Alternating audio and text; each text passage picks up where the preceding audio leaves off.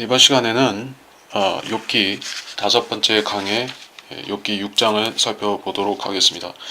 욥기 6장 엘리파스에 대한 욥의 첫 번째 답변 시작되는 부분입니다. 6장 1절부터 그러나 욥이 대답하여 말하기를 오, 내 슬픔을 전부 달아보고 내 재앙을 다 저울에 놓아 보았으면 지금 그것은 바다의 모래보다도 더 무거움으로 내 말들이 삼켜졌느니라. 전능하신 분의 화살이 내 안에 있으며 내 영이 그 독을 마셨나니 하나님의 공포가 나를 치려고 진열하도다. 들나귀가 풀이 있는데 울겠느냐? 또한 소가 꼴 위에서 울겠느냐? 소금 없이 싱거운 것을 먹을 수 있겠느냐? 또한 달걀의 흰자위가 무슨 맛이 있겠느냐? 내 혼이 만지기를 싫어하는 것들은 마치 내 슬픈 음식 같도다. 오, 내가 구하는 것을 갖는다면, 내가 바라는 것을 하나님께서 내게 허락하신다면, 나를 멸하시는 것이 하나님을 기쁘게 해드린다면 그것마저 바라리라. 그가 그의 손을 풀어 나를 끊으시기를. 그러면 내가 위로를 받을 것이며 정녕 슬픔 가운데서도 마음을 모질게 먹으리니 그분께서 사정 없이 그리하시기를 바라노라. 이는 내가 거룩하신 분의 말씀들을 숨기지 아니하였습니다. 여기까지. 자, 이 앞부분은 욥의 슬픔에 대해서 말하는 것이요. 내 슬픔을 달아보고 재앙을 놓아보았으면 하나님께서는 사람들의 눈물을 달아보시고 헤아리신다. 눈물에 대한 언급이 시편에 나오는 것을 우리가 보게 됩니다. 병에 담으시고 시편 56편 8절에 주께서 나의 방황함을 헤아리시오니 나의 눈물을 주의 병에 담으소서. 그것들이 주의 책에 있지 아니하나이까 라는 말씀이 있었습니다. 그래서 하나님께서는 슬픔을 달아보고 측정하고 결국에는 그것들은 주의 책에 기록이 되어서 성도들이 슬픔은 주님께서 보상하신다 하는 것입니다. 근데 욥은 하나의 기원형 소망형으로 이런 말을 하고 있으니 욥은 그런 지식이 없다는 것이요. 하나님께서 마지막에 내 슬픔을, 내가 이런 고통을 겪은 것을 하나님께서 과연 유념하실 것인가? 그는 묻고 있습니다. 어쩌면 욥은 그런 지식이 있었는데 이런 환난 중에 대환란과 같은 이런 극심한 환난에 빠짐으로 인해서 망각했는지도 모르는 것이요. 고통이 심하기 때문에 약속을 잊어버렸을 수도 있는 것입니다. 현재 지금 그것은 바다의 모래보다도 더 무거움으로 슬픔을 말하는 것이죠. 역시 내 말들이 삼켜졌느니라. 그래서 슬픔이 극심한 상황에서는 그 사람이 실어증에 걸리기도 하는 것이죠. 충격을 받았다. 충격이 너무 심하다고 할 때 사람은 말을 잃어버릴 수가 있는 것이요. 근데 욥은 자기 상태가 그렇다고 말을 하지만은 실제적으로 욥은 아직 욥이 버티고 있는, 욥이 이 모든 상황을 아직까지 버티고 있는 하나의 원동력은 자기가 원래 의롭게 살았던 때의 그 선함과 의도 아니고 어떤 마음속에 하나님께서 나를 끝까지 도와주신다는 믿음이 남아있는 것도 아니고 이제 욥이 붙잡고 버티는 그 한 가지는 자기 의라는 것이에요. 자기 보존하고는 좀 다르지만 자기 의가 있습니다. 그래서 나는 끝까지 옳다라고 욥은 주장하고 있는 것이에요. 하나님께서 나한테 물어보신다, 따지신다 할지라도 나는 옳다. 나는 잘못한 것이 없다. 이렇게 말하는데 이것은 마치 요나의 태도와 같은 것이죠. 요나가 어떻게 말했는가? 요나서 4장 9절에 4장 8절에 보면은 이렇게 말씀이 나옵니다. 요나가 기진하여 스스로 죽기를 바라며 말하기를 사는 것이 죽는 것보다 내게 더 낫겠나이다 하였더라. 근데 주님께서는 그 9절에서 네가 화를 내는 것이 잘하는 것이냐 이렇게 질문하시죠. 요나는 화가 나서 이렇게 말을 했습니다. 사실은 욥도 화가 나 있는 것은 마찬가지입니다. 죽을 지경이지만 역시 또 죽을 만큼 화가 나 있는 것이에요. 사람이 하나님께 화를 내면 어떻게 되는가? 자기가 손해를 보는 것이죠. 정상적인 우리가 고통 중에 이러한 욥과 같은 상황에 있지 않다면은 어지간해서 하나님께 분을 발하는 사람은 잘 없죠. 하나님을 두려워하기 때문에. 근데 이런 극한 상황에 몰리게 되면은 욥과 같이 그런 태도를 나타낼 수도 있는 것입니다. 그래서 그리스도인도 그렇게 하는 경우가 있습니다. 하나님께 화를 내는 경우가 있어요. 그러면 하나님께서는 그 사람이 잘못한 것은 아시지만은 그렇다고 해서 화를 낸 것 때문에 바로 벌을 하시는 것은 아닌 것입니다. 욥의 경우도 마찬가지예요. 하나님께서 하나님께 대해서 화를 내고 있는 욥의 그런 마음과 말을 아셨지만은 그것 때문에 욥을 벌하시고 죽이시고 이러지는 않으셨던 것이에요. 하나님께서 욥에게 관용을 베푸신 것입니다. 예. 하나님께서 원리 원칙대로 다루셨다고 하면은 죽어야 되는 것이에요. 하나님은 원망한 죄가 있는 것입니다. 사실은. 근데 여기서는 그 슬픔으로 시작했지만 뒤로 가면은 그것이 점점 쓰디쓴 비탄이 되면서 결국에 마지막에 가서 하나님을 원망하기까지 하는 것이요. 지금 그런 조짐이 보이기 시작했다. 4절에 전능하신 분의 화살이 내 안에 있으며 영이 독을 마셨나니, 예, 화살에 독을 발라서 쏜 독화살이라는 것입니다.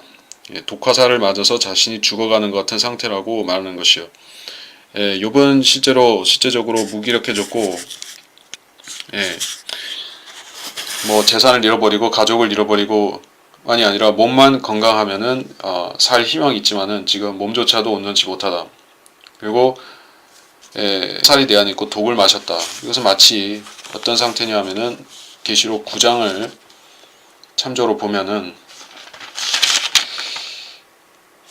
계시록 9장에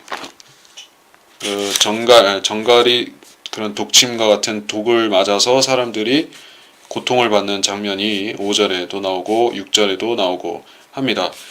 계시록 9장 5절 6절 뭐 읽진 않겠고 그 구절을 보시면은 사람들이 고통받는 것이 욥의 고통과 같은 것이다. 그래서 그 독에는 하나님의 공포가 있다라고 말하고 있는 것이요. 하나님께서는 그런 스러운 존재들을 대환란 때 예비하셨다가 풀어놓으시는 것이요. 사람들이 두려워하고 또 고통을 받고 하는 것입니다. 욥이 그런 말을 하고 있고 5절에 들나귀가 풀이인데 울겠느냐 소가 꼬리에서 울겠느냐. 예. 그러니까 욥은 자신이 이런 두려움의 말을 토로하는 것이 지극히 당연하다는 것입니다. 하나님께서 욥을 조금이라도 이런 지경에 이르기 전까지 하나님께서 조금이라도 그에게 회복의 징조라도 보여주셨다든지 위로의 말씀을 주셨다든지 하면은 욥은 이 정도로 절망하지는 않았을 것입니다. 마치 욥은 어떤 상태인가 하면은 그 십자가 위에서 철저하게 버림받으신 예수 그리스도와 같은 하나님께서 주님의 기도를 듣지 않으시고 외면하신 것이에요. 그래서 주님께서는 십자가 위에서 뱀처럼 되셨다는 것입니다. 하나님께 완전히 거부당하신 것이에요. 그래서 완전한 절망에 이르셨던 그 상태가 지금 욥의 상태와 같다. 그렇다면 욥은 예수 그리스도의 고난을 예표하는 모델이기도 하다는 뜻이 됩니다. 그래서 욥은 그런 절망과 슬픔을 겪고 있는데 6절에 소금 없이 싱거운 걸 먹을 수 있겠느냐 달걀 흰자위가 무슨 맛이 있겠느냐. 자신의 그러니까 사람이 생의 욕구를 이어나갈 수 있는 부분이 몇 가지 있죠. 안목의 정욕, 육신의 정욕, 안목의 정욕, 생의 자랑. 사실은 이것은 그 죄와 연관되어 있는 다 연관이 되어 있긴 하지만은 근원적인 사람의 욕구라는 얘기입니다. 그만큼 육신의 정욕이 말하자면은 식욕이 있고 수면욕이 있고 성욕이 있고 이런 욕구들이 있습니다. 그래서 사람의 식욕 그것을 채우는 것이 또 큰 일인 것입니다. 사람한테는. 근데 사람이 식욕을 뛰어넘는 그러한 어떤 문제에 봉착하게 되면은 그 사실 그 한 단계 더 넘어서는 것이 수면욕이라고 하죠. 그래서 사람이 잠을 자지 못한 상태라고 하면은 먹는 것도 관심이 없어진다. 아무리 배가 고파도 먼저 잠을 자야 된다. 근데 지금 욥은 어떤 상태인가 하면은 잠을 제대로 자지도 못하고 있죠. 잠을 휴식을 취하지 못했는데, 왜냐하면은 몸에 온통 종기가 났기 때문에 괴로워서 자다 깨다 자다 깨다 해서 비몽사몽한 그러한 상태에 있습니다. 그러니 식욕이 남아있을 리가 없고, 그래서 그런 얘기를 하는 것입니다. 나 이제 살 욕구가 없는 상태가 되었다. 먹고 싶은 생각도 없어질 정도라, 이런 얘기를 하고 있습니다. 7절에 내 혼이 만지기 싫어하는 것들은 내 혼이, 그러니까 자신이 그 육신을 자기 혼과 같이 동격으로 받아서 말한 것이요. 내가 만지기 싫어하는 것들 같은 말입니다. 내 혼이, 내 육신이 내가 만지기 싫어하는 것들은, 참조 구절을 잠깐 보자면은 창세기 19장 20절을 잠깐 보도록 하겠습니다. 창세기 19장 20절을 보겠습니다. 거기에 무슨 구절이냐면은 롯이 소알로 도망가겠다, 이 천사에게 고하는 장면인데, 나로 그곳에 도피하게 하소서, 그러면 내 혼이 살리이다, 이런 언급이죠. 그러니까 롯은 자기 혼이 살겠다고 했는데 실은 그 자기가 살겠다는 말을 그렇게 혼이라고 표현한 것이요. 구약시대 영적인 할례가 없었던 그 상태에서는 혼과 몸이 붙어있기 때문에 혼이라고도 하고 몸이라고도 하고 그렇게 하지만은 그 사람이 혼이라고 하면은 자동적으로 몸도 포함이 되겠죠. 그러면 그 사람이 되는 것이요. 그런데 신약 성도 같은 경우에는 몸에서 혼이 분리가 되었으니까 그 사람이라고 할 때는 복합적인 의미가 될 수 있겠죠. 내 몸을 가리키는 것인가, 내 혼인가, 심지어 또 영도 따로 있죠. 안에 또 성령이 계시고 자신의 영, 물론 셋째 하늘에 앉혀져 있지만은, 이런 상태다 보니까는 그리스도인은 속사람이 있고 겉사람이 있고, 그런데 구약시대 사람은 혼이 곧 몸이 붙어있는 그런 상태가 되기 때문에 우리와는 다르죠. 그래서 내 혼이 만지기를 싫어한다. 이거는 그 욥의 혼이, 혼적인 몸이 만진다는 뜻이 아니라 그 육신이 만진다는 것입니다. 그렇게 하면 되고, 마치 내 슬픈 음식 같도다. 욥은 식욕을 잃어버렸죠. 그래서 무엇을 만지기를 싫어하느냐, 자기 거울을 본다든지 뭐 자기 몸을 만지는 것도 싫을 정도라는 얘기죠. 왜냐면은 악취가 나기 때문에, 또 지저분하고 악취가 나기 때문에 자신을 혐오할 정도가 되었다, 이런 말을 한 것입니다. 8절에 오 내가 구하는 걸 갖는다면, 내가 바라는 것을 하나님께서 내게 허락하신다면, 그것이 무엇이냐 하면은 죽는 것입니다. 육신이 죽음을 바란다. 9절 나를 멸하시는 것이 하나님을 기쁘게 해댄다면 그것마저 바라리라. 그가 그의 손을 풀어 나를 끊으시기를. 그러면 내가 위로를 받을 것이며 정령 슬픔 가운데 마음을 오지게 먹으리니, 그분께서 사정없이 그리하길 바란다. 내가 거룩하신 분의 말씀들을 숨기지 아니하였습니다. 욥이 이렇게 말할 수 있었던 것은 기록된 하나님 말씀이 없었지만, 그냥 자기가 계시받은, 하나님께서 그에게 직접 계시를 주신 하나님의 말씀들이 있었다 한 얘기를 하고 있습니다. 욥에게 계시를 주셨든지 환상을 주셨든지 말씀하신 것들이 있는데, 욥은 그것들을 자기 마음에 보존해 두었다라는 것입니다. 그래서 하나님께서는 그 책에 기록된 하나님의 말씀을 안 주셨던, 율법책이 없었던 이 시대에 사람들한테 직접 계시를 주시고 그 계시를 전달과 그 말로 가르쳐서 확산되게끔 하셨던 것이요. 욥은 말하자면 하나님의 말씀을 받은 사람이니까 선지자라고 말할 수가 있겠죠. 그래서 욥의 말들 가운데는 상당히 예언적인 언급들도 나오는 것이요. 그의 친구들도 마찬가지로 다들 선지자에 해당하는 인물들이죠. 욥은 죽기를 바라는데, 이것은 마치 대환란 때 계시록 아까 보았던 9장 6절에 그 사람들이 죽음을 바라는 상태와 같은 것이다. 대환란 때 고통을 당하는 그런 인간들의 모습과 같은 것입니다. 11절부터 내 기력이 어떠하다고 내가 소망을 가지겠느냐, 내 끝이 어떠하라고 내가 내 생명을 연장하겠느냐? 내 힘이 바위의 힘이겠느냐? 아니면 내가 내 육신이 노스의 육신이겠느냐? 내 도움은 내 안에 있지 아니하냐? 지혜가 내게서 아주 쫓겨갔느냐? 고난받는 자에게는 그의 친구로부터 동정이 베풀어져야 하나 그 친구는 전능하신 분의 두려움을 저버리는도다. 그들은 시내처럼 속임수로 행하고 시냇물의 흐름처럼 지나가느니 시내들은 얼음으로 인해 검어지고 그 속에는 눈이 감추어져 있도다. 그 물이 시내들은 사라지고 날씨가 따뜻해지면 그 자리에서 소진되는도다. 그 물이 흘러가는 길들은 잘못 간 길이라 아무데도 이르지 못하고 끊어지는도다. 자, 내 기력이 어떠하다고 소망을 가지겠느냐? 욥의 기력은 소진되었죠. 그리고 욥은 생명이 거의 소진되었다라고 생각하고 있습니다. 힘이 바위의 힘이겠느냐? 바위는 힘의 상징이죠. 반석은 또 권위와 힘의 상징입니다. 그래서 바위의 힘이라는 것은 전능하신 분의 그런 힘을 비견한 것이요. 하나님께서는 지치지 않으시고 졸지도 주무시지 아니하시는 그런 그 바위 같은 분이시죠. 근데 욥은 자신이 연약한 육신을 가진 존재로서 하나님과 같이 온전할 수 없다고 고백하는 것입니다. 자기가 연약하고 허물어져가는 그런 육신 안에 있다라고 그런 단순한 자조적인 고백을 하는데 노스의 육신이겠느냐 바위의 힘이겠느냐. 그 노스로 만들어진 육신도 사실은 있습니다. 적그리스도의 형상을 세우죠.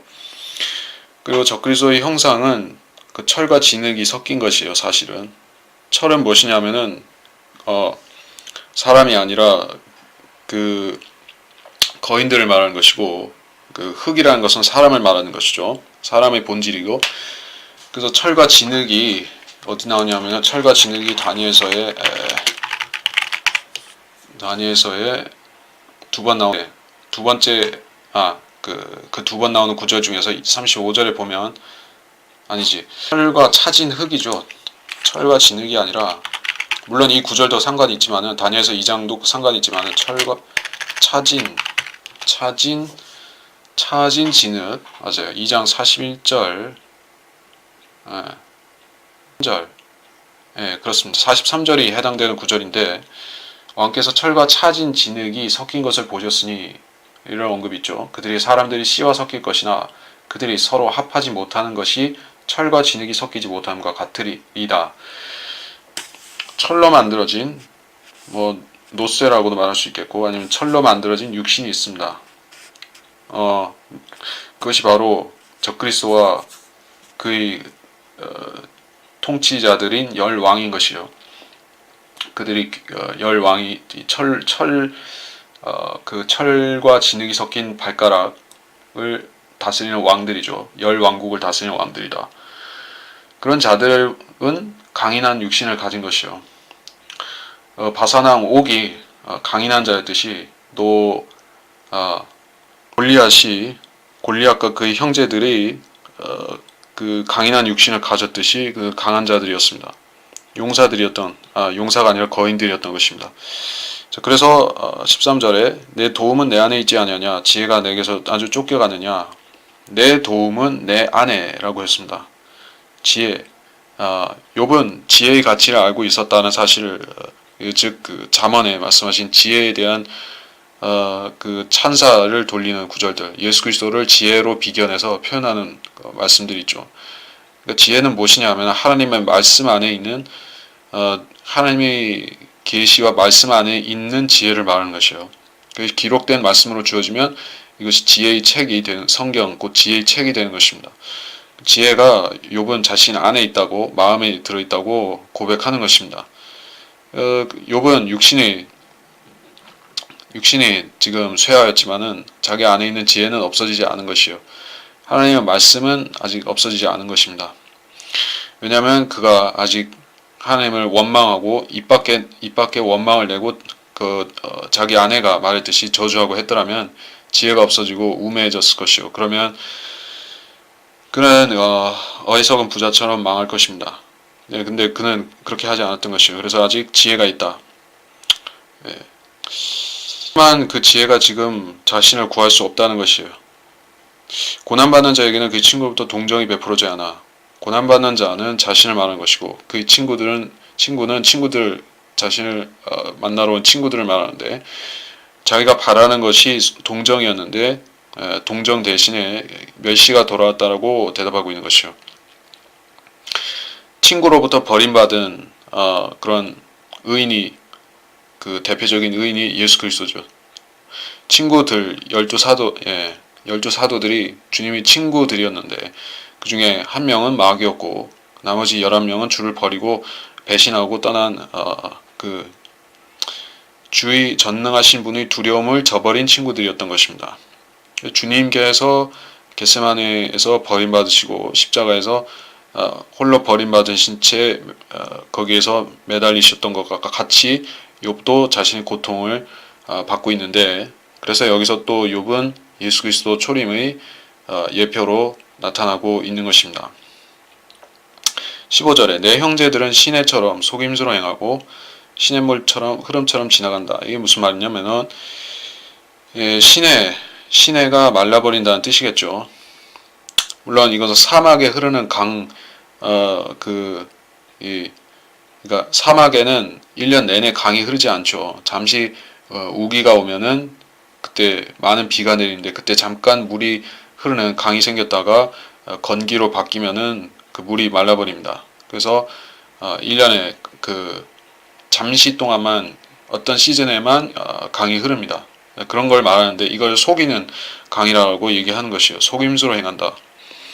특별히 여기서 말하는 그런 신의 의미는 대환란 후 3년 반 때 엄청난 가뭄이 일어나서 사람들이 물을 구할 수 없는 그 상황을 여기서 실제적으로 얘기를 하고 있는 것입니다. 얼음을 인해 검어지고 그 속에는 눈이 감추어져 있도다. 이런 무슨 표현일까요? 얼음으로 인해 검어지고 실제적으로 얼음은 빛을 반사하기 때문에 그 얼음 밑에 있으면은 얼음 밑에 있는 존재들이 검게 보이겠죠. 또 그 속에는 눈이 감추어져 있도다. 이건 또 좀 어려운 표현입니다. 단순한 표현이 아닌데 시내 속에 눈이 감춰져 있다. 사실 하나님께서 그 우박의 보고 이라는 표현이 38장 22절에 있죠. 내가 눈의 보고 속으로 들어갔느냐 아니면 내가 우박의 보고를 보았느냐. 봄을 참고 보고가 있다. 그 눈을 감춰놓은 보고가 있는데 그것은 지상에 있는 그런 보고가 아니라 하나님께서 하늘에 창고에 그 간수해 두신 우박도 있고 눈도 있다는 것입니다. 그래서 그것을 대환란 때 호리병 재앙이나 나팔 재앙을 내리실 때 그 우박과 눈을 내리시겠죠. 불이 섞인 피가 섞인 우박을 내리시는 것을 볼 수 있는데 그렇다면 여기에 신의 물 부분의 신해는 진짜 신해일 수도 있지만은 이 신해들은 라고 했을 때 이것은 이 신해들은 저 셋째 하늘 둘째 하늘 사이에 흐르는 그 신해 하나님께서 보시기에는 신해겠죠. 우리가 볼 때는 기품이거나 거대한 그런 바다지만은 하나님께서 그 우주보다 더 크신 하나님이 보시는 그분의 관점에서는 강도 아닌 신해, 개울, 개천 뭐 이런 뜻으로 말할 수가 있겠죠. 그래서 이중적인 의미가 있을 것 같긴 한데 아무튼 그렇고 17절에 그 물이 따뜻해질 때 신해들은 사라지고 날씨가 따뜻해지면 자리에서 소진된도다. 이건 실제적인 땅에 있는 신해를 말하는 것입니다. 환란 때 그 신해를 말하는 것이요. 물이 흘러가는 길들은 잘못 간 길이라 아무에도 이르지 못하고 끊어지는도다. 원래 그 신해 강의 발원지가 있고 그 강의 하구에는 주로 바다가 있게 마련이죠. 그래서 그 결국에는 물을 찾아서 그 물이 흘러가는 길을 따라서 상류로 거슬러 올라가서 원천을 찾으려고 했더니 원천이 말라버린 것이요. 강의 원천들이 말라버린 것입니다. 끊어졌다. 이게 또 환란 때 얘기를 하는 것이고 19절 테마의 군대들이 바라보고 시바의 무리들도 그들을 기다렸도다. 그들이 바랐으므로 당황하였으며 그들은 거기에 가서 수치를 당하였도다. 이제 너희는 아무것도 아니라 너희가 나의 낙담을 보고 무서워하는도다. 내가 언제 내게 무엇을 가져오라 말하더냐 아니면 나를 위하여 너희 제물로 보상하라 하더냐 아니면 원수의 손에서 나를 구원해달라 하더냐 아니면 힘센 자의 손에서 나를 구속해달라 하더냐 나를 가르치라 그리하면 입을 다물겠노라. 또한 내가 어디가 잘못되었는지 깨닫게 하라. 옳은 말들은 얼마나 힘이 있느냐 그러나 너희 주장은 무엇을 책망하는 것이냐. 절망하는 자가 말하는 것은 바람 같은 것인데 너희는 그 말을 책망하려고 하느냐. 정녕 너희는 아비 없는 자를 압박하고 너희 친구를 위하여 구덩이를 파는도다. 그러면 이제 너희가 만족하면 나를 쳐다보라. 내가 거짓말을 하고 있는지 너희에게 분명히 드러나리라. 내가 원하노니 너희는 돌이켜서 죄악이 없게 하라. 정녕 너희는 다시 돌이키라. 내 의가 그 안에 있느니라. 내 혀에 죄악이 있느냐? 내 미각이 어찌 변질된 것을 분별할 수 없겠느냐? 자, 욥의 이런 언변을 보시면은 굉장히 철학적이고 굉장히 깊이가 있고 하나의 그 철학적 철학자, 연설가 어떤 국회의원도 이 정도 연설을 잘 못할 것 같습니다. 예, 욥은 굉장히 학식이라든지 지성이라든지 소위 뭐 영성이라든지 어느 한 군데 빠질 데 없는 사람인 것은 확실합니다. 예, 사람이 자기 그 실력이 드러나는 순간이 바로 그 사람이 혼란에 빠지고 고난을 받을 이런 순간에 그 사람이 본래 실력이 나타나기 마련이죠.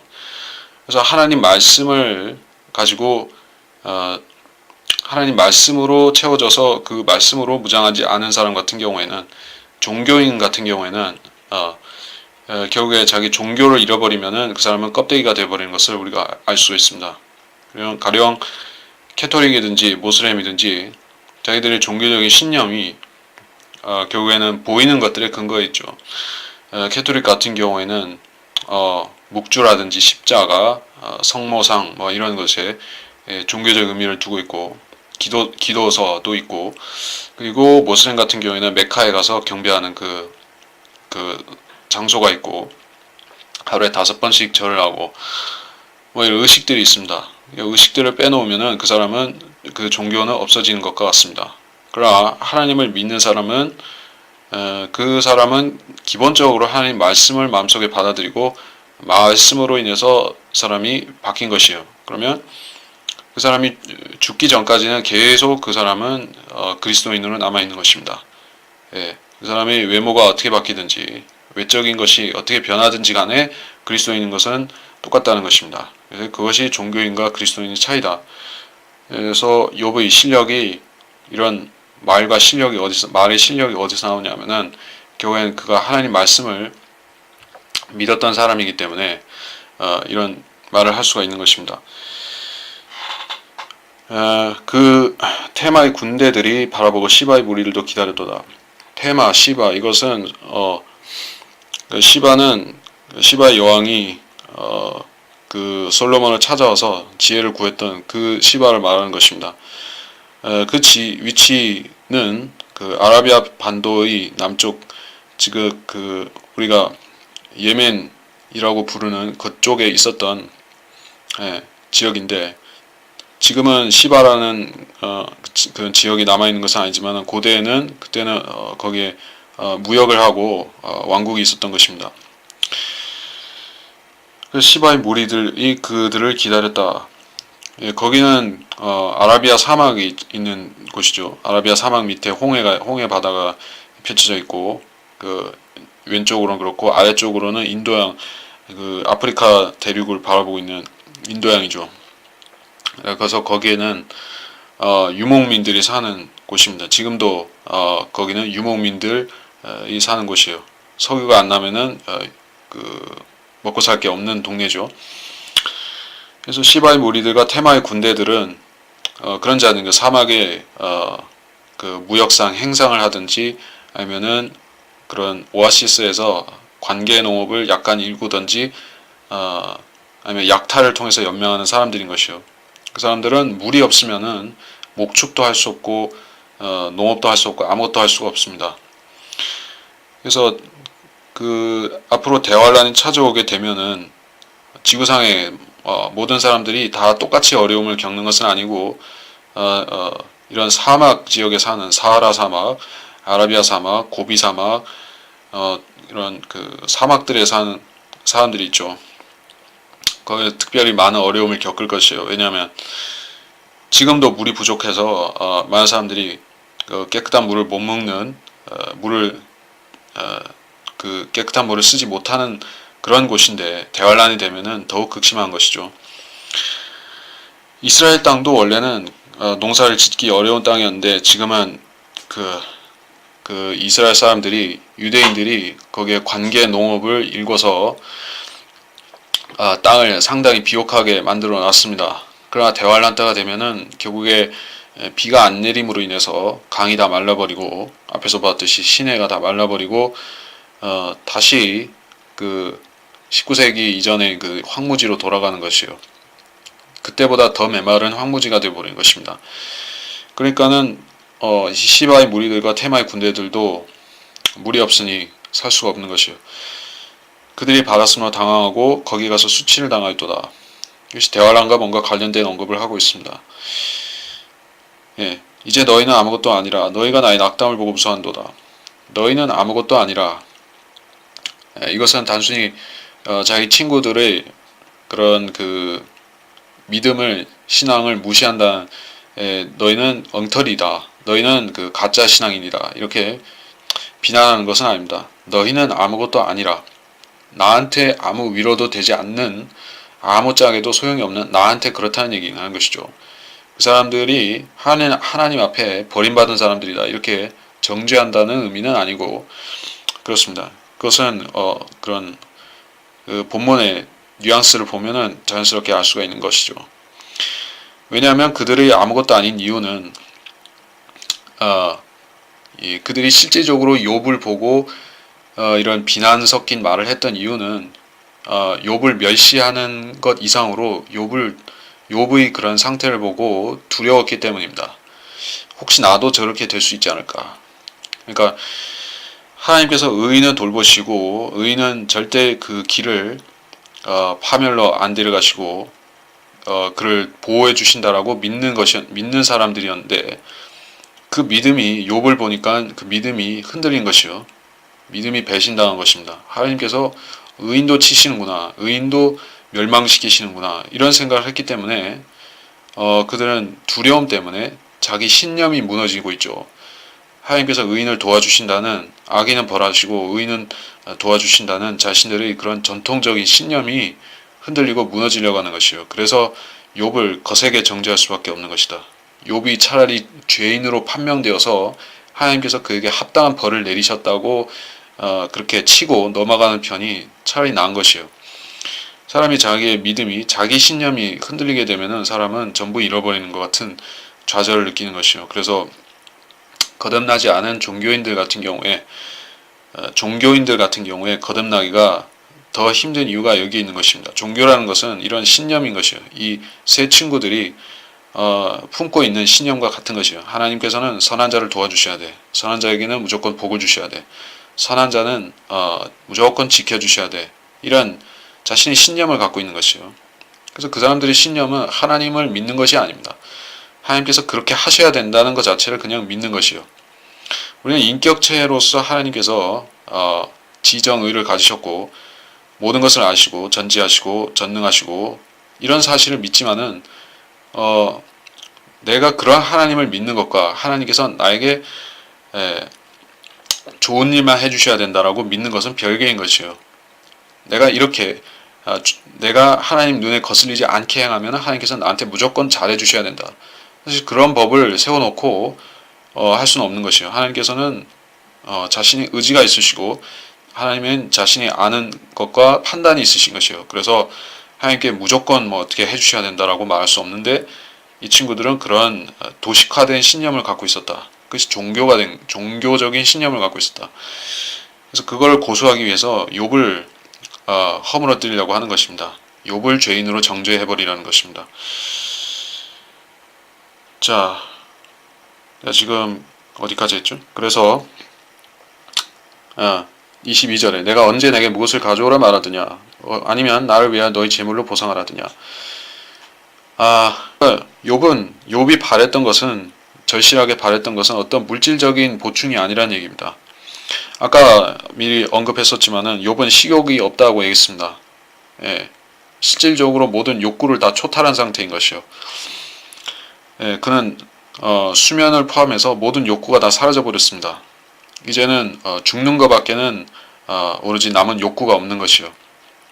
자살하기 직전의 사람의 상태가 그러한 상태에 있는 것이요. 그런 사람에게 와서 최우선적으로 그 자살하려고 하는 사람한테 와서 최우선적으로 해야 될 말은, 내가 어떻게 형편없이 살았길래 그렇게 죽으려고 하느냐라고 꾸짖는 것이 아니라, 일단은 위로를 해서 사람의 마음을 다독여서 생의 욕구를 다시 갖게 만들어야죠. 그리고 죽을 결심을 바꾸도록 해야 되는 것이 사실은 인지상정이라고 말할 수가 있을 것입니다.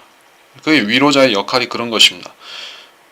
카운셀링을 해야 되는 것이요. 근데 카운셀링 해준 것이 아니라 오히려 지금 힐난을 하고 있으니까, 비난을 하고 있으니까 욥이 기가 막히다는 것입니다.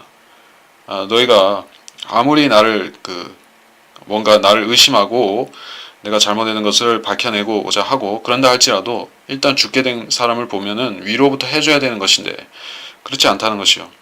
하는 모양이 틀렸다는 것이다.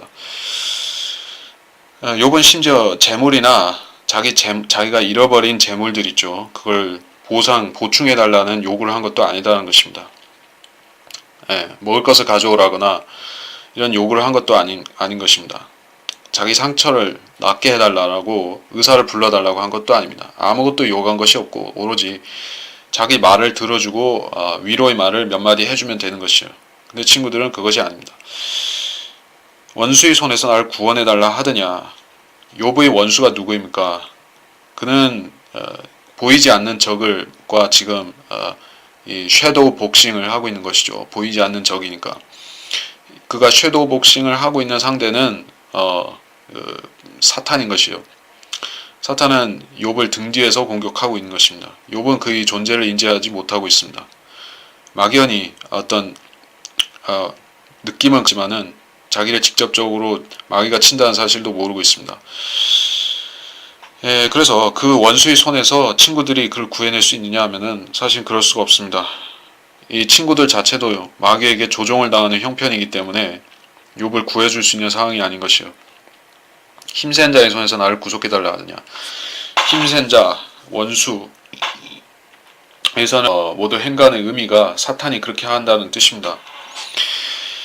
그래서 24절, 나를 가르치라. 그리하면 입을 다물겠노라. 내가 어디 잘못되었는지 깨닫게 하라. 욥을 가르치라. 자신은 배우겠다. 욥은 친구들의 말을 무조건 거부하겠다는 것이 아닙니다. 왜냐하면 친구들이 말이 진리가 있기 때문에, 진리도 있고 아니면은 자기 주장도 있지만은 그 중에는 아까 저번에 보았듯이 예언도 있고, 그 대환란에 관한 예언도 있고, 그 교리와 교훈이 있는 것입니다. 신약 성도도 받아들일 만한 교훈들이 다수 발견되죠. 그래서 이 친구들도 하나님의 말씀을 전파하고 있는 것이요, 증거하고 있는 것입니다. 그래서 그 말씀을 거부한다는 게 아닙니다. 그래서 가르치라. 입을 다물겠노라. 옳게 그 말씀을 적재적소에 적용해서 가르치면은 수용하겠다는 것입니다. 하나님 말씀을 무조건적으로 거부하고 위로만 찾는 것도 아니라는 것이요. 참으로 현명한 사람이죠. 욥은 자기한테 무조건 위로해달라는 것이 아닙니다. 나한테 꾸중을 하더라도 좋다. 하지만은 적절한 꾸중을 해달라는 것입니다. 너희가 내 잘못을 실제 찾아낸다면은, 진짜 잘못을 찾아낸다면 내가 수용하고 회개하겠다는 그런 자세인 것이요. 그런 바람직한 자세입니다. 하나님 앞에 내가 잘못한 게 없다고 생각할지라도 다시 한번 생각해보고 회개하겠다는 자세를 가지고 있으면은 그 사람은 하나님 그 앞에 잘못한 게 있다 할지라도 회개가 빠른 것이요. 근데 그 자기 잘못을 생각하지 않는 사람이 있는데, 내가 잘해왔다고 생각하지만은 실질적으로 하나님께서 그 사람의 잘못을 그 사람의 잘못을 짚어내기 위해서 환난을 주셨는데 무시하고 있다고 하면은 그것이 죄가 되는 것입니다. 근데 욥은 그렇지 않았습니다. 실제로 하나님께서 잘못한 것이 없는 욥을 치셨기 때문에 욥은 자기가 당하는 환난의 이유를 알 수가 없었습니다. 옳은 말들은 얼마나 힘이 있느냐? 너희 주장은 무엇을 책망하는 것이냐? 옳은 말들은 힘이 있다. 하나님 말씀은 능력이 있다는 것입니다. 그리고 친구들의 말도 옳은 말들입니다. 그래서 그 옳은 말들이 힘이 있는데, 즉 그 하나님 말씀은 살아있고 능력이 있어서 양날이는 어떤 칼보다도 양날이 있는 이라는 구절, 히브리서 4장 12절. 하나님 말씀은 살아있고 능력이 있어 양날이 있는 어떤 칼보다도 예리하여, 이런 말씀이죠.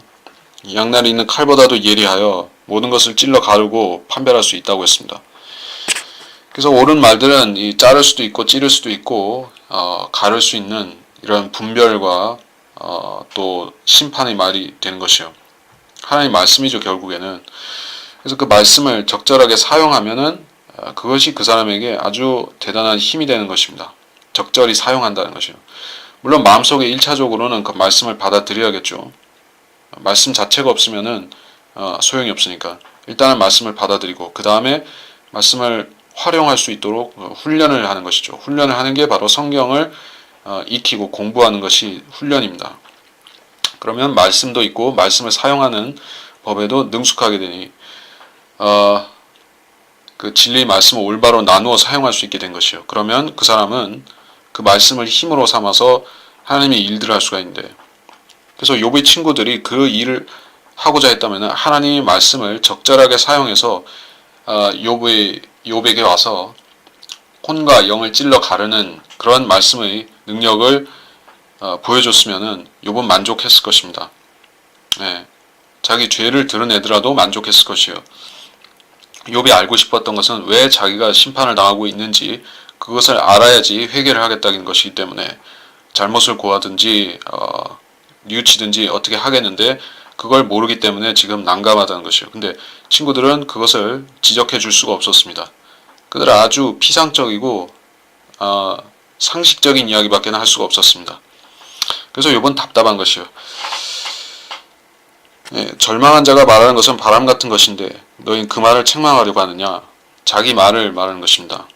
절망한 자가 말하는 것을 책망하지 말라. 사람은 절망한 상태에서는 하나님을 원망하거나 쓸데없는 말을 하거나 어리석은 말을 하거나 할 수가 있는 것이요. 그래서 정상적인 상태에서 그리스도인 같은 경우에 정상적인 신앙생활을 하는 상태에서 하는 말하고 그 사람이 절망에 빠져서 하는 말하고 틀린 것입니다. 절망에 빠진 상태에서 그리스도인이 하나님께 못할 말을 하기도 하는 것이요. 그래서 하나님께서 우리가 육신인 것을 아시기 때문에 우리가 육신이고 육신 안에서 연약한 것을 아시기 때문에 모든 죄를 다 지을 수 있는 것을 아시기 때문에 예수 그리스도의 십자가에서 모든 죄를 용서해서 우리가 어떤 경우에도 지옥에 안 가도록 확실하게 보장을 해 놓으신 것이죠. 그 신약적인 은혜의 구원, 은혜로 말미암은 구원의 보장인데 이것이 없었다고 하면은 우리가 어떤 혹시 환난을 당해서 자기 이성이 아닌 상태에서 하나님을 저주했다가 그게 죄가 돼서 지옥에 갈 수 있다면은 우리가 어떻게 마음 놓고 이 지상 생명을 하나님께 의존하고 살 수 있느냐 하는 것입니다. 욥 같은 경우에는 보장이 없었지만 우리한테는 보장이 있죠. 자, 그러나 절망적인 상태에 있는 사람에게 너무 책망하지 말라는 그런 말씀입니다. 27절 너희는 아비 없는 자를 핍박하고 너희 친구를 위해 구덩이를 파는도다. 아비 없는 자를 압박하고, 이거는 욥한테 해당되는 얘기는 아닐 것입니다. 욥은 아비 없는 자 고아가 아니라 지금 이런 모양으로 일시되었을 망정 그는 그 아비 없는 고아는 아니었습니다. 자기한테는 얘기는 아닌데 예언적인 언급을 했다 이렇게 볼 수가 있겠죠. 아비 없는 자 고아나 과부를 학대하고 그 압제하고 하는 자가 바로 게할란테 적그리스도가 그렇게 하는 것이죠. 그 장본인에 대해서 말하는 것이요. 적그리스도라는 너희는 아비 없는 자를 압박하고 너희는 마귀처럼 하고 있다. 너희는 적그리스도 또는 마귀처럼 행동하는구나 라고 책망하는 것입니다. 적그리스도가 하는 행동이 아비 없는 자를 압박하는 것이요. 가난한 자를 위한다라는 명분을 가졌는데 실제로는 그렇게 안 하는 양두구육 같은 유다 이스카리옷이 가난한 자에게 줘야 되기 때문에 예수님께 예수님께 그럼 말라라고 막달라 마리아가 그 향유를 부을 때 그것을 막으려고 했었죠. 그래서 주님께 돌아가는 영광을 빼앗아서 가난한 자에게 주자고 했는데 실제로 그는 가난한 자에게 주지도 않았습니다. 그러니까 아비 없는 자를 압박하는 것은 마귀, 적그리스도인 것이요.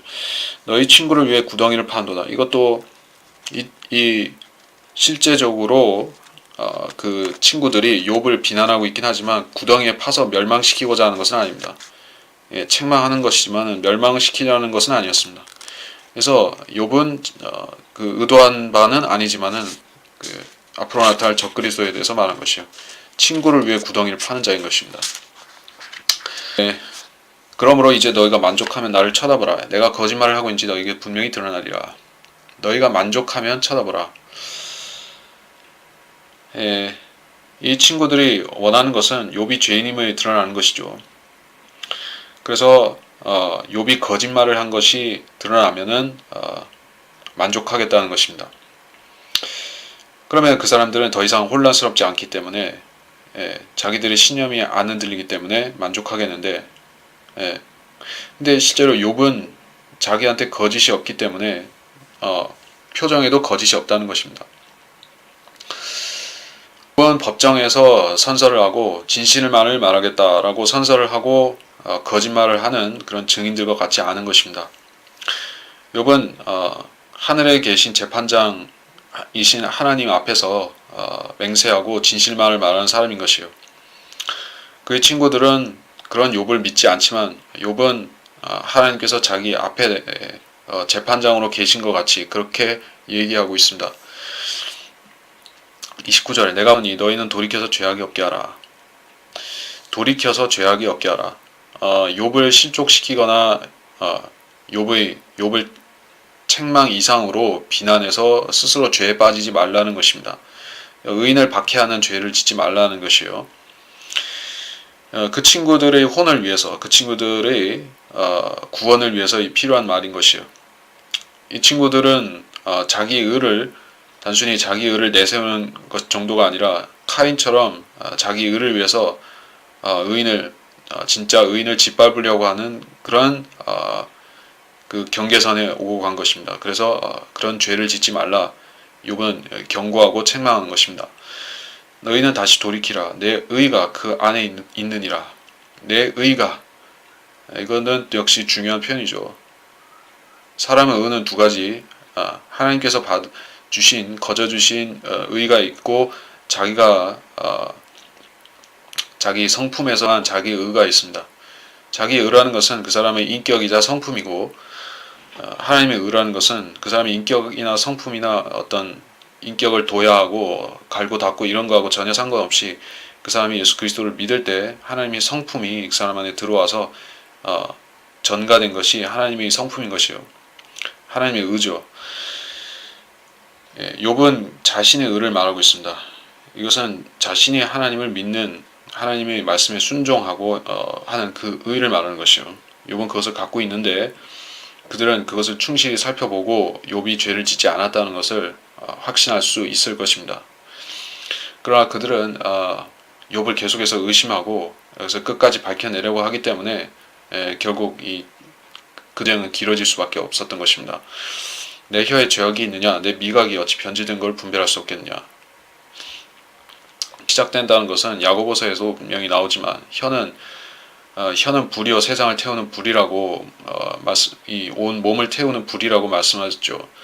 그래서 내가 내 입으로 주 예수를 시인하고 라는 말씀이 있는 것 같이 사람의 입에서 구원도 나오고 입에서 멸망이 나오고 또 적그리스도도 이 입에서 멸망의 그 멸망시키는 말들을 내는 것이요.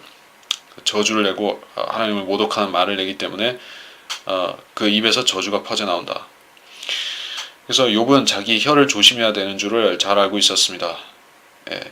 이제까지 우리가 여기까지 살펴본 본문에서도 욥이 얼마나 자제를 잘하고 있는지 우리가 볼 수가 있습니다. 하나님을 그 마음속에서는 원망이 있지만은 그것을 표현을 자중하고 있는 것이요. 이 뒤에도 계속해서 그런 모습을 볼 수가 있습니다. 절대 어떤 선을 지키려고 하는 모습인 것이요.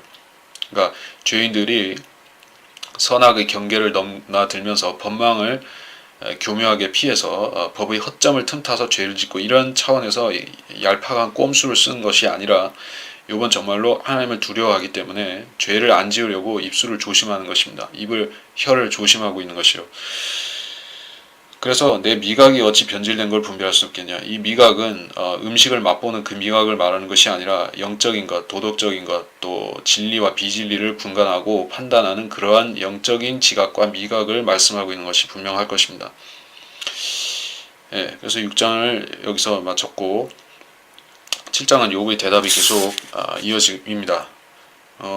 시간적으로 보면 이거를 추가로 더 해도 될 것 같습니다. 그래서 7장은 나가는 수 있는 데까지 일단 나가고 마무리 짓도록 하겠습니다. 7장 1절부터 보도록 합니다.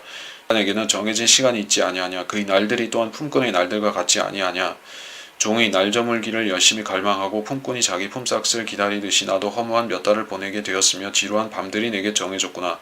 내가 누울 때 말하기를 내가 언제 일어나며 언제 밤이 지나갈까 하며 내가 새벽머리로 옷 입혀져 있으며 내 피부는 터지고 역겹게 되었도다. 나의 날들이 배틀의 북보다도 없이 지나가는도다.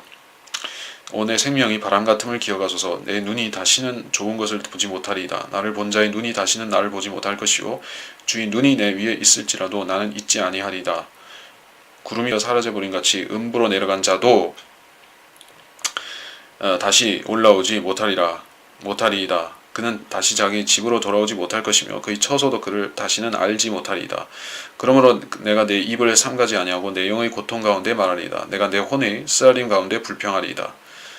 자, 욥은 그래서 1절부터 보도록 하겠습니다. 세상에 있는 인간에게는 시간이 있다. 정해진 시간이 있다. 사람의 연수가 70이요 강건하면 80이어도라는 언급이 있고 한번 준 것은 사람들에게 정해진 것이다. 사람에게 연수가 있죠. 그래서 아담에게 정해주신 연수가 있고 아담 이후에 사람들에게 정해주신 70이요 80의 연수가 있고 또 천년왕국 때 사람들에게 그 나무의 수명같이 정해주신 또 연수가 있고 하나님께서 때와 시기를 사람의 수명과 시기를 정해놓으신다. 세상에 있는 인간들에게는 그 정해진 시간이 있다는 것입니다. 이 땅에 있는 인간들에게는 정해진 시간이 있습니다. 예, 죄인들에게는 그렇다. 날들이 품꾼의 날들과 같지 아니하냐. 품꾼의 날들이라고 했습니다. 품꾼은 그 집에서 날품팔이를 하면서 잠시 평생을 사는 것이 아니라 일정 기간 일하다가 계약 기간이 종료가 되면 떠나는 사람들인 것이요. 그래서 종은 집에 영원히 거할 수가 없죠. 하지만 자녀는 영원히 거합니다. 하나님 자녀는 하나님의 집에 영원히 거하는데 품꾼은 이따가 떠나는 사람들인 것이요. 그래서 사람은 품꾼이기도 하고 그 순례자이기도 한 것입니다. 순례자는 구원받은 사람이요, 구원받지 못한 사람은 방랑자, 유랑객, 방랑자, 카인 같은 그런 자가 되는 것이죠. 어쨌든 사람은 이 땅에서 영원히 뿌리박고 살 수가 없기 때문에 현재로서 그래서 그는 품꾼과 같다. 누구에게 고용된 품꾼인가 하는 것이 또 중요할 것입니다. 하나님께서 고용한 품꾼들, 하나님께서 고용한 사람들은 품꾼이 아니라 사실 일꾼들인데 하나님께서 계속적으로 사용하시는 일꾼들이죠. 사역자들이죠. 선지자들 혹은 선견자, 선지자, 그리고 제사장, 이런 사람들은 그 구약 성경에서 제사장은 종신이었습니다. 나중에는 선출로 바뀌어서 매해 제사장을 뽑고 했었지만은 원래는 평생 가는 것이에요. 그래서 하나님께서 어떤 그 그리스도인을 불러서 어떤 사역을 맡겨서 쓰신다고 하면은 그것은 대개 평생 가는 것입니다. 그래서 그는 품과 같지 않습니다. 그래서 사꾼이라고 있죠. 사꾼이 있고 목자가 있고, 그래서 이 사꾼은 일시적으로 빌려서가 아니라 일시적으로 그 월급을 받고 일하다가 기간 만료되면 떠나는 사람. 그래서 그런 사람은 지옥교회 목회자가 아닌 것이요, 사꾸는 목회자가 아니다. 아무튼 그렇고, 종이 날 저물기를 열심히 갈망하고 품꾼이 자기 품삯을 기다리듯이 날 저문 것, 그리고 품꾼이 품삯을 기다리는 것은 생명이 끝나고 영원하신 분 하나님 앞에 가서 보상을 기다린다, 받을 몫을 기다린다는 뜻입니다. 욥은 자기가 의롭고 선하게 살았기 때문에, 자기 그것을 알기 때문에 드러난 분명한 허물이 없는 한 내가 죽으면 하나님 앞에 하나님을 만나서 이유도 들을 수 있을 것이고 주님께서 나를 위로하고 보상해 주신다, 이런 믿음은 갖고 있습니다. 그 믿음은 갖고 있어서 자기는 쉽다는 말을 하지만은 그것은 또 하나님께 가서 보상을 받겠다는 생각도 있는 것입니다. 그래서 몇 달을 보내게 되었으며 라고 여기 말하고 있죠. 보내게 되었으며, 몇 달이 흘렀다는 사실을 또 우리가 알 수가 있습니다. 몇 달 동안 욥은 이런 고난을 당하고 있었던 것이요, 그리고 앞으로 또 몇 달 동안 당할지 모르겠다 이야기를 하고 있습니다. 내가 누울 때 말하기를 내가 언제 일어나며 언제 밤이 지나갈까, 새벽까지 많이 뒤척거리네. 욥은 지금 온몸에 피부병이 나 있기 때문에 이렇게 말하는 것이요, 잠을 설친다. 새벽까지 많이 뒤척거리는도다. 내 살은 벌레들과 흙덩어리로 옷 입혀져 있으며, 욥은 흙 위에서 잠자리를 펴고 그 흙바닥에서 자고 있죠. 그래서 살레들로 옷 입혀져 있다 이렇게 표현하고 있습니다. 피부병이 생겼을 뿐만 아니라 거기에 벌레들이 들끓고 있는 상태인 것이요.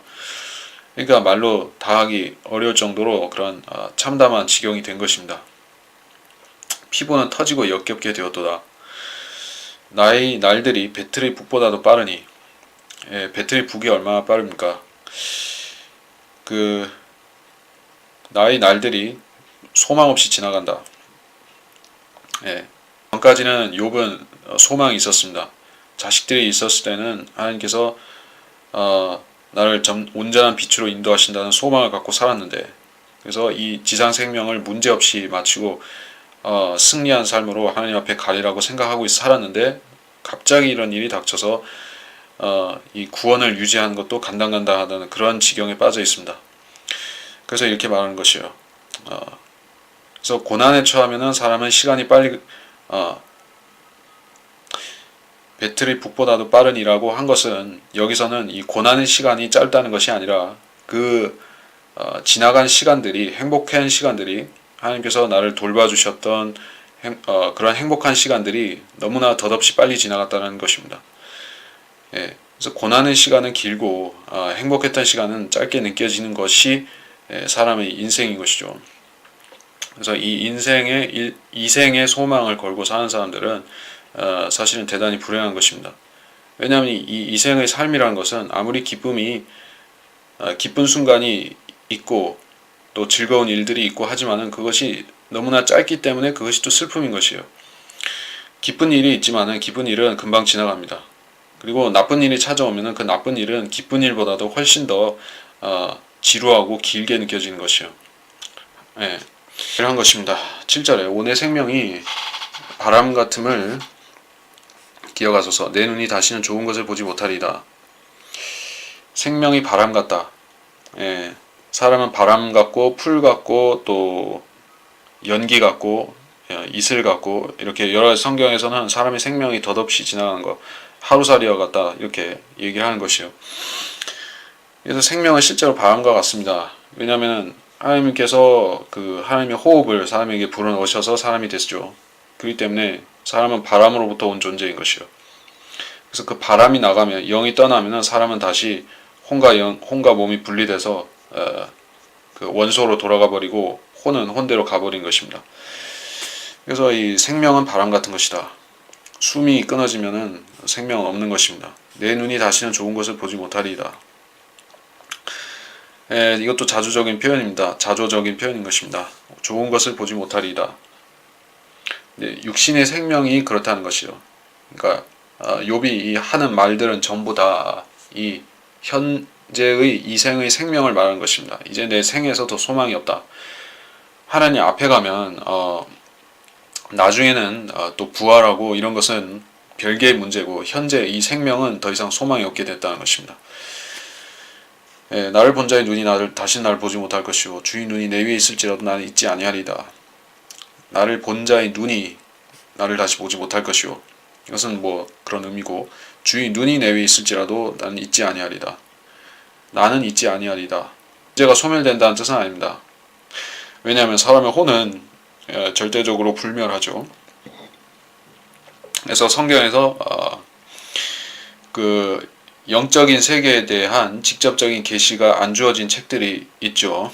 영적 세계에 대해서도 그렇고 하나님이 존재도 직접적으로 안 나오는 책들이 있습니다. 뭐 그러한 책들 중에 에스더서가 있고 룻기가 있죠. 하나님께서는 그 뒤에서 배후에서 역사하고 계시는 것을 볼 수가 있습니다.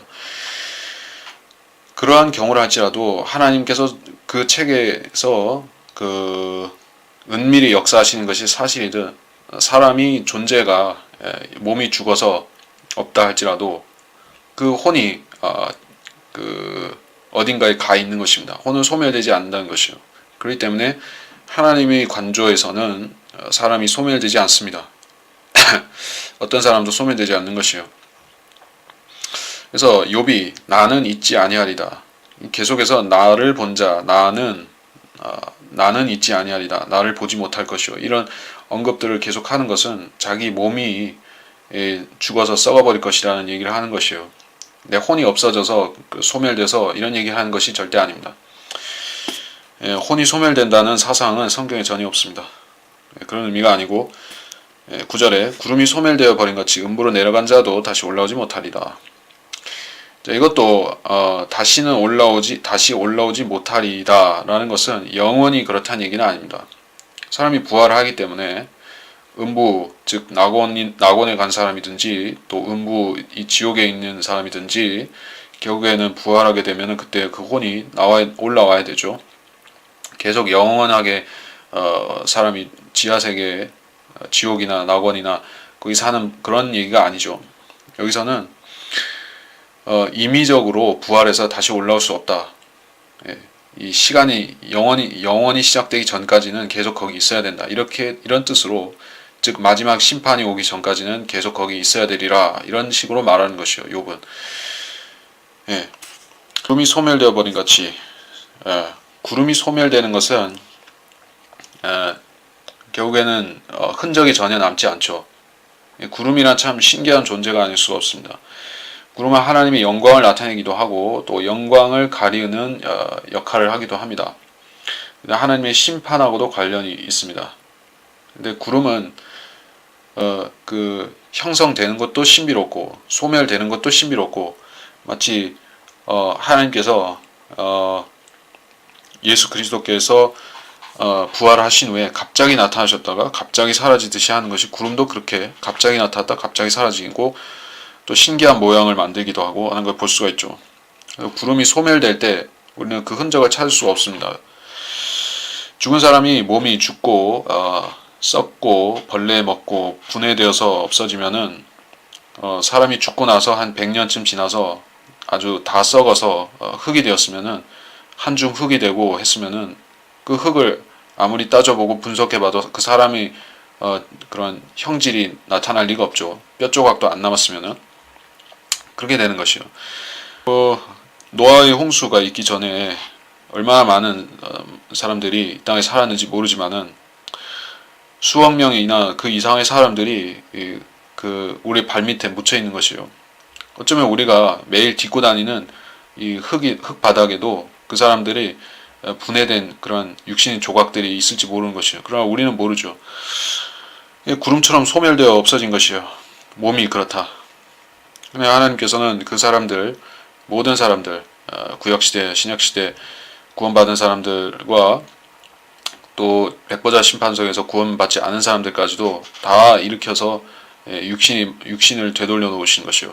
그래야 하나님의 역사가 위대한 것이죠. 구름은 소멸되면 다시 그 모양 그대로 형성시킬 사람이 없지만은 하나님께서는 사람을 그렇게 하시기 때문에 네, 그는 다시 자기 집으로 돌아오지 못할 것이며 그의 처소도 다시는 그를 다시는 알지 못하리다.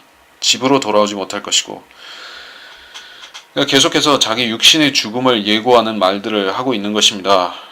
내가 내 입을 삼가지 아니하고 내 영의 고통 가운데 말하리다. 내 혼의 쓰라림 가운데 불평하리다. 쓰라림, 불평하리다. 욥은 대놓고 말한 것이요. 내가 불평을 할 테니 들어보라. 사람들은 어떤 그 직언, 고언, 바른 말을 할 때, 그 바른 말을 할 때 무슨 빗대서 하는 표현이 있고 아니면은 대놓고 하는 직언이 있죠. 그래서 그 대놓고 하는 직언은 그 비꼬는 말하고 틀립니다. 그래서 주님께서는 그 바리새인들에게 이 독사의 자식들아라고 말씀하셨고 또 이 지옥의 그 지옥의 자식들이라고 뱀의 자식들이라고 했던 것을 보면은 그것은 주님께서 직언을 하신 것이죠. 물론 주님께서는 그때 거기서 쓰라림 가운데 불평하신 것이 아닙니다. 자기 고통 때문에 말한 것이 아니에요. 근데 욥은 자기 고통 때문에 쓰라린 말을 하고 있는 것입니다. 불평을 하고 있는 것이요. 불평하는 것이 죄가 아닙니까? 이렇게 말할 수가 있죠. 물론 하나님께 불평하는 것은 죄가 됩니다. 근데 욥은 하나님께 불평하는 것이 아니라 자신의 처지에 대해서 불평하는 것이에요. 하나님께서는 불평하는 인간에게 가혹하게 대하지 않으신 것이요.